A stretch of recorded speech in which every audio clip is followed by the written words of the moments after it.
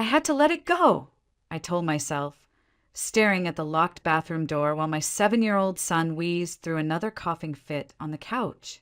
It's just a missed interview, not the end of the world. But it was. It was the end of the world, our world. Because that promotion was the one shot I had at pulling us out of survival mode. And I'd planned everything down to the minute, until my mother said she couldn't help. Not for 2 hours. Not even for her grandson. My name is Rachel Mendez. I'm 31, a single mom living in Pasadena with my son Leo. His father moved to Oregon when Leo was 2 and hasn't looked back since. A birthday card with $20, maybe a text at Christmas if I'm lucky. That's the extent of his contribution. So it's been just me and Leo side by side ever since. I work full-time as an administrative coordinator at a logistics firm. It's not glamorous and it barely covers rent, asthma meds, and after-school care, but it's steady. And for the past 6 months, I've been grinding, taking on extra projects, staying late, saying yes to every damn thing in hopes of being promoted to operations coordinator. That promotion came with a raise big enough to let me breathe. No more grocery lists filtered through my bank balance. No more sleepless nights over school fees or expired inhalers. And last Monday, my manager finally told me the interview was set, Friday, 2 p.m. I had a plan. Leo would be at school. I'd take a long lunch, ace the interview, and be back by 3:30 like nothing happened. But by Wednesday night, the plan unraveled. Leo started coughing, not just the usual dry kind. This was the deep, seal-like bark that always meant trouble. I checked his forehead, 101.3. I knew that cough. I knew what came next.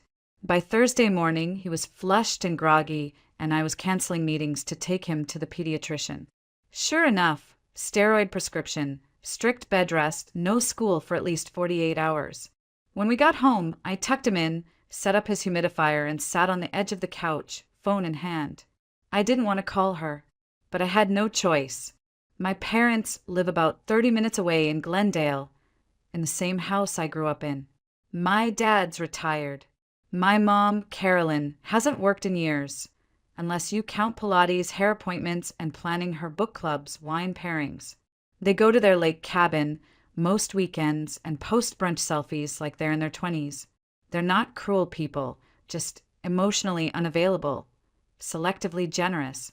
But in true emergencies, they've helped before. Once when Leo had the flu, my dad came and sat with him while I ran to CVS. Another time, my mom picked him up from school when his bus was delayed. That's why I hoped, this might be one of those moments. I called. She picked up on the 3rd ring. "Mom," I said, my voice low. "Leo's sick. I have my promotion interview tomorrow at 2. I just need someone to be here for 2 hours while I'm gone. I'll prep everything. He'll be on the couch watching cartoons. You won't need to do much." She cut me off with a sigh I've heard my whole life. "Oh, honey, this weekend isn't good. Your father and I are going to the Williams anniversary party on Saturday, and I've got my hair appointment Friday. You know how these things are." I paused. "It's just 2 hours, Mom. This promotion, this could change everything for Leo and me." Another pause. Then, "Well, maybe this is a sign you need to reevaluate your priorities as a mother." I blinked, like I'd been slapped. I said nothing, just hung up before I said something I couldn't take back. I called everyone else. Friends, neighbors, parents from Leo's school. But with such short notice and the words sick and asthma floating around, no one could help. I left a voicemail with Juliet in HR, asking if we could reschedule. I knew it was a long shot. Friday morning, I got the email. Andrew's schedule was packed. Decision had to be made by Tuesday. Interview Friday or not at all. That was the message. So I made a different choice. I stayed home. At 2 p.m., instead of walking into the interview room, I was spooning soup into Leo's mouth while watching reruns of Magic School Bus. He was tired. He was pale. He didn't know I'd just given up the job I'd been working toward for half a year. And I didn't let him see me cry. Saturday morning, I got a text from my mother. We're heading to the Williams party. You and Leo should come by for dinner tomorrow. I'm making pot roast." As if nothing had happened. As if she hadn't looked me in the eye, figuratively, and told me that her blowout and brunch plans mattered more than my son's care or my entire career trajectory. I stared at the message for a full minute, then turned my phone face down on the table. The next morning, I called her. Leo was watching cartoons in the background, bundled up on the couch with his favorite blanket. My voice was calm. Too calm. "We're not coming for dinner," I said. "I'm still hurt, Mom. You knew how important that interview was, and you still said no." Her voice on the other end, equal parts defensive and dismissive. "You can't expect me to drop everything every time you have a little crisis, Rachel. I raised you. Now you're raising Leo. That's how it works." I swallowed. It wasn't a little crisis. I've barely asked you for anything in the last 4 years, maybe 5 times, but I show up for you constantly. The TV setup last Christmas, taking Dad to his PT appointments, helping move your furniture, fixing your router when it crashed the night before your wine night. She cut me off. Those are just things family does. I was shaking, not just from anger, but from the weight of finally realizing that this conversation had been years in the making. "I think I need some space," I said quietly. "And I can't help financially right now either." That's when her tone shifted. "What?" "Well, we were hoping you could help out this month. Your father's medication costs went up, and the property tax deadline's coming up. Of course. Of course." In the same breath where she refused to acknowledge how her refusal had hurt me, she was asking for money I no longer had because of her. "I lost the promotion, Mom," I said, my voice flat. "There's no extra money this month. And honestly, I need to stop putting myself last just to make things easier for everyone else." She muttered something about how families are supposed to support each other. I hung up. Monday morning, I got the official email. The position had gone to someone else. I sat in my car during lunch and cried. Not silent, graceful tears, but the kind where your shoulders shake and you can't breathe through your nose. Then I wiped my face, walked back into the office, and trained the guy who got the job. Ronnie, fresh out of undergrad, polite, apologetic, said things like, "You totally had this down." I nodded, showed him how to set up the inventory logs, and tried not to break again. Over the next few days, the texts kept coming. "When will you send over your part for Dad's prescription? The lawn service just raised their rate again. Can you chip in? Don't forget what we've done for you over the years." What they had done for me. They'd raised me, yes. Fed me, clothed me, drove me to school and piano practice. All things parents should do. All things I do now for Leo without keeping a ledger. I didn't respond. I couldn't. Every message felt like a paper cut across a bruise. Then came the kicker. "We're family, Rachel. Don't forget that. You owe us." I remember staring at that last message for a long time, the word "oh" ringing louder than anything else. That was it. That was the core of it, wasn't it? My entire adult life had been built around this invisible debt they believed I carried. And I'd been paying interest on it for years, emotionally, financially, spiritually. That night, after Leo fell asleep, I opened my notes app and typed a message I knew I needed to send. It was short. It was clear.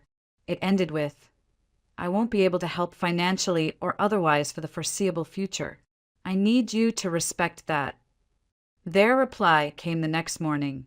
"We're family. We're supposed to help each other." Yes, we are. But apparently that only applies when they need something from me. They went quiet for exactly 3 days. Not a word. No texts. No guilt-tripping calls. No surprise visits. For a brief moment, I wondered, hoped, that maybe they were reflecting. Maybe they were finally understanding. Maybe space was what we all needed. That illusion shattered on Tuesday evening. I was making box mac and cheese for dinner, Leo's favorite, with hot dog slices cut into little moons. He was sitting at the kitchen table, coloring planets for his solar system project. He'd been chosen to be Jupiter, the biggest one. He was proud of that. I was starting to smile again until my phone buzzed. It was from my mother. No greeting, no apology, just a screenshot of a credit card bill. $4,378.62. No explanation, just numbers circled in red. I stared at it while the cheese powder turned to paste in the pot. 20 minutes later, another message. We need help with this by Friday or the interest will go up. I put the phone down and stirred the noodles, barely registering the smell of scorched milk. I'd seen this pattern before. The emergency that always turned out to be something optional, indulgent, or preventable. The ski trip after the tight Christmas. The new car audio system that followed the emergency brake repair. I dipped into my already strained savings more times than I could count because they framed every ask as dire and every refusal as betrayal. But not this time. That night, while Leo brushed his teeth, I opened my laptop and applied to 3 new jobs. Administrative roles, some hybrid, some remote. Nothing fancy, just something stable. The missed promotion had been a slap in the face, a reminder that loyalty means nothing if you're invisible. The next morning, I woke up to 3 missed calls from my dad and a voicemail. "Hi, honey," his voice said low and tight. "Call us back. This is important. Your mother's very upset." Of course she was. I didn't call. Instead, I replied to their earlier text. As I said, I can't help financially right now. Then I turned my phone on silent and took Leo to school. That afternoon, my mom sent a follow-up text, this time with a detailed explanation, or what she framed as one.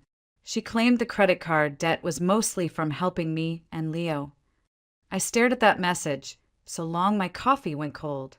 Then I opened my banking app and scrolled through the past year. Let's see. A $30 Target gift card for Leo's birthday. 1 dinner at Applebee's with a BOGO coupon they mentioned 3 separate times. Hand-me-down clothes from my cousin's kid that didn't fit. In contrast, I'd sent them $800 when their water heater failed. I'd spent over $200 for Dad's birthday gift last July, a new golf rangefinder. I'd driven them to appointments, helped them switch internet providers, and set up Mom's new iPad after she said the Apple Store gave her a headache. But apparently, I was the one draining them financially.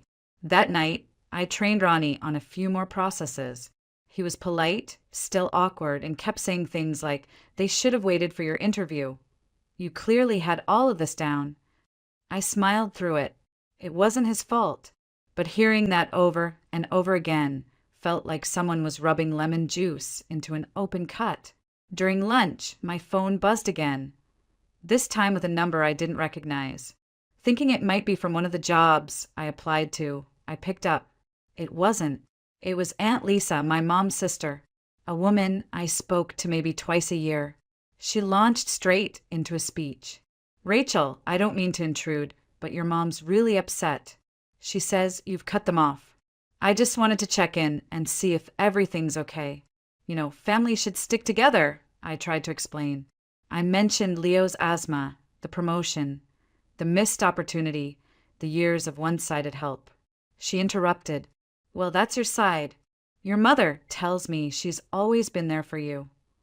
I don't remember how the call ended, only that I stared at my reflection in the office bathroom mirror 15 minutes later and didn't recognize the woman looking back. My eyes were tired, my shoulders slumped, but underneath the exhaustion, something stronger was forming. I Googled, "signs your parents are manipulative," and what I found felt like reading my own diary. Weaponized guilt, rewriting history, withholding affection when boundaries are enforced, making every ask seem like life or death. Suddenly, everything clicked. This wasn't just a rough patch. It was a cycle I'd been conditioned to accept since childhood. The job offer came on a quiet Thursday afternoon. I was sitting at my desk, eating a granola bar, answering emails with half my attention when my phone rang. A woman named Danielle from a mid-sized logistics firm in Burbank wanted to schedule an interview. The role was similar to mine, but with better pay, actual benefits, and a hybrid schedule. 3 days in office, 2 remote. My breath caught. I scheduled the interview for the following Tuesday. Plenty of time to arrange childcare. Thanks to Juliet from next door, who'd offered to help. Whenever you need, seriously. For the first time in weeks, I let myself exhale. That evening, after I picked Leo up from school and started heating up leftovers, my phone buzzed with a notification from my apartment building's resident portal. A request had been submitted to add 2 people, my parents, to my approved visitor list. I declined the request immediately and called the property manager, Ariana, to make sure there was no misunderstanding. "There's something else," she said, voice cautious. "Your mother came by earlier. Said she needed to drop off Leo's medication. When I reminded her she wasn't on the list and that you'd explicitly denied access, she got defensive." "What did she say exactly?" I asked. That as Leo's grandmother, she had rights. I thanked Ariana for standing firm and hung up with a knot tightening in my stomach. When I got home, I checked every lock, closed every blind, something I never usually did. Leo asked if we were playing a hiding game. I told him we were just making the apartment extra cozy tonight. We ordered pizza and built a blanket fort in the living room. He picked How to Train Your Dragon, and halfway through the second act, just as Toothless leapt off the cliff, a knock sounded at the door. I knew immediately. I told Leo to keep watching and stepped out, carefully closing the door behind me. They were both standing there. My mother with her oversized purse, my father with a rolling suitcase and a grocery bag that looked like it had been hastily packed. His face wore that hopeful, coaxing smile I'd seen too many times. My mother's eyes were puffy but calculating. "We thought this made more sense," Dad said, gesturing toward the hallway. "Your place is closer to our doctor's, and there's more room." "There's not more room," I replied. "It's a 1-bedroom apartment, Dad. Leo and I already share a space. And this isn't about square footage. You're not staying here." My mother's voice was quiet at first, just until things get sorted out. "A few days. That's all." "What things?" I asked. "You have a house. A paid-off house." She hesitated. "There's been a misunderstanding with the mortgage company. Our utilities were shut off because of a clerical error." I didn't laugh, but I wanted to. "You drove 30 minutes with luggage, but couldn't call first." "Our phones are about to be disconnected," she said quickly. "You texted me yesterday," I said. "From the same number." She flinched. "Go to a hotel," I said flatly. "Use the credit card you sent me a screenshot of. Or go stay with Aunt Lisa. She has a guest room." My mother's eyes narrowed. "So you're abandoning your own parents, when we have nowhere to go." "You're not homeless," I said, keeping my voice even. "You have a car, a credit card, a guest room 10 miles away." My dad changed tactics. "Leo's birthday is next month. Wouldn't it be sad if we couldn't come?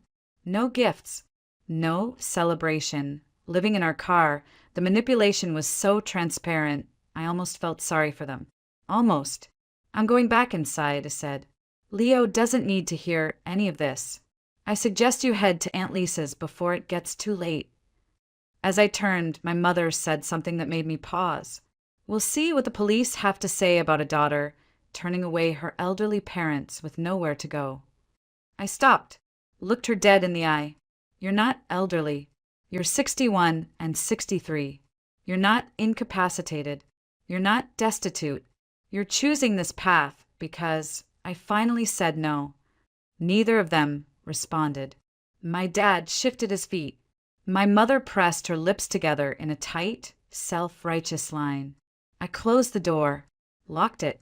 Then I climbed back into the fort where Leo was now curled up under a blanket, eyes sleepy. "Was that Grandma and Grandpa?" he asked. "They just stopped by to say hi," I said softly. "They had to go to Aunt Lisa's."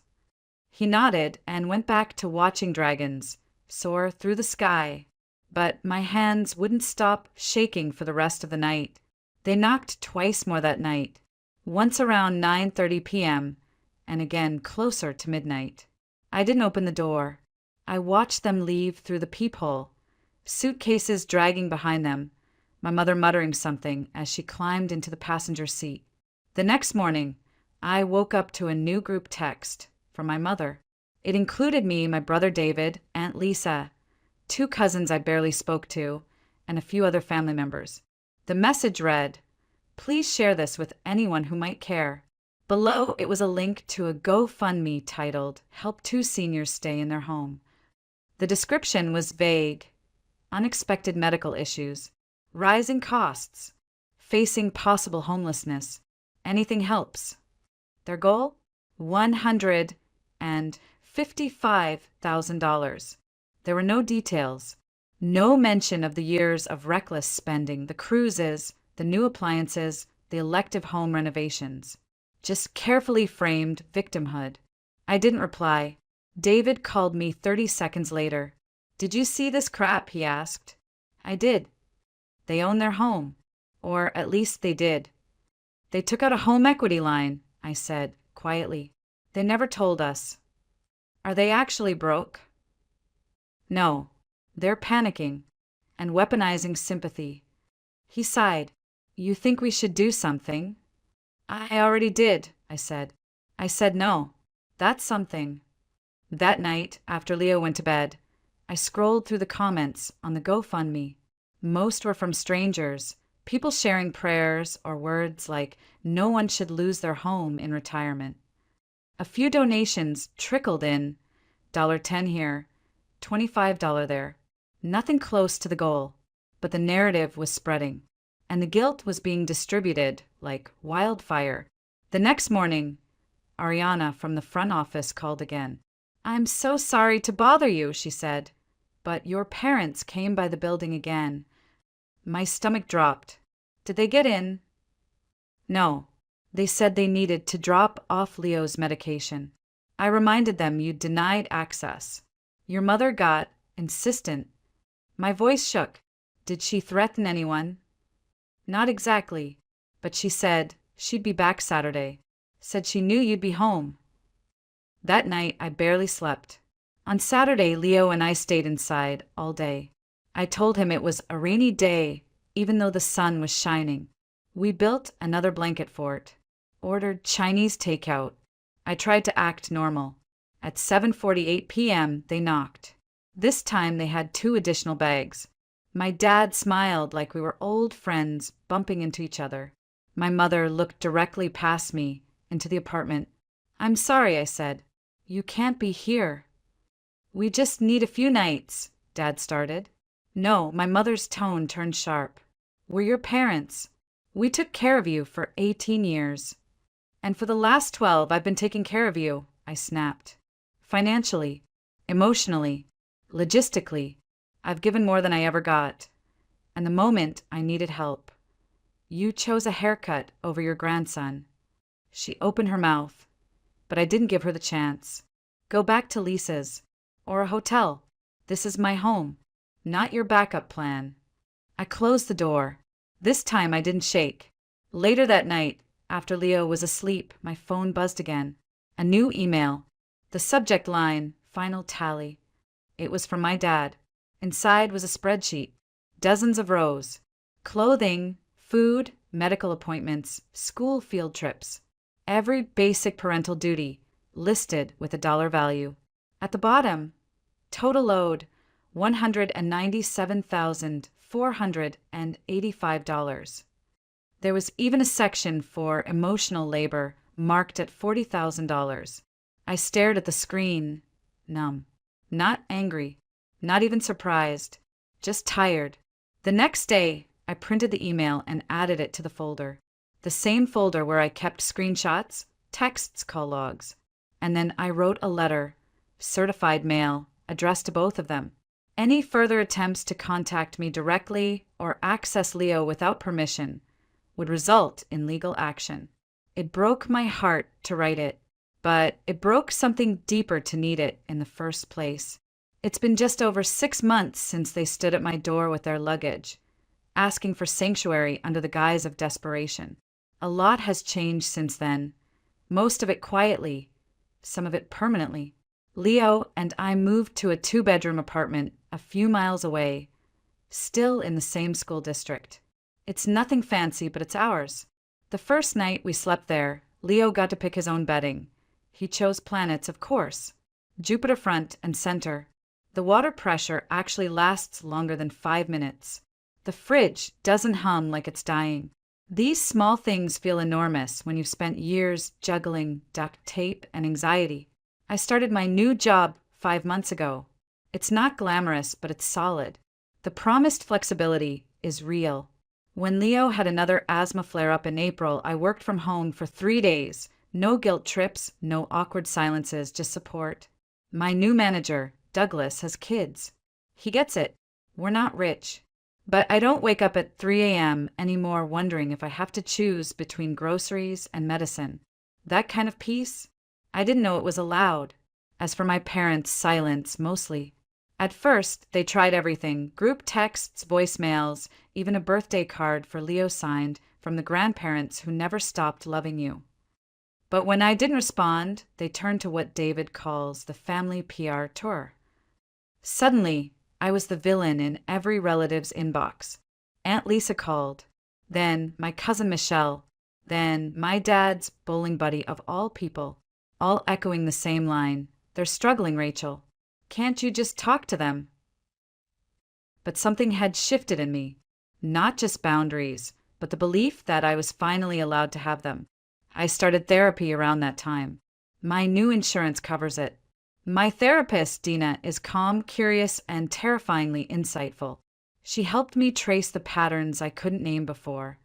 The way I was taught to believe love must be earned, that saying no was betrayal, that being useful was the only way to be worthy. The real turning point, though, came in March. Leo's school called me. Someone had come to pick him up, claimed it was for a doctor's appointment. I'd forgotten to update his pickup list, so they'd called to confirm. It was my mother. She was in the school parking lot. I dropped everything. When I arrived, she and my dad were sitting in their car, windows rolled down, waving at Leo from a distance. When I confronted them, she said, "We just wanted a little time with our grandson." I handed the school a printed copy of every boundary they'd crossed, every incident documented. They tightened security protocols. I sent my parents a final, certified letter. No contact, no exceptions. Any violation will result in legal consequences. That was the last time they tried anything direct. But it wasn't the end. 2 weeks ago, my dad called. I almost didn't answer, but something in me wanted to know. His voice was different, less performative, more unsure. He told me my mom had started seeing a therapist.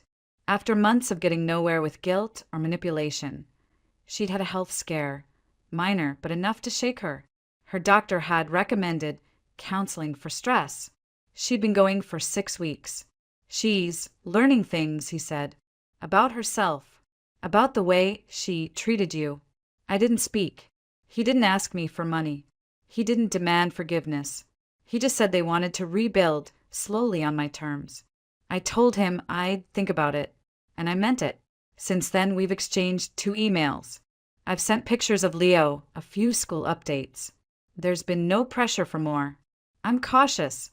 Dina says time will tell. Change is easy to claim and hard to prove. And part of me still flinches when I see my mom's name pop up on my screen. But there's something else too, a kind of quiet. Not peace exactly, but space. Space to be a mother, a worker, a woman who isn't constantly pulled in 8 directions by ghosts of obligation. Leo still asks about them sometimes. I tell him the truth, gently. That love is real, even when people make hurtful choices. That it's okay to love someone and still keep your distance. That being family means showing up, not just saying the word. And when he asked if Grandma would be at his birthday party next month, I told him, not this year, maybe one day. And I meant that too.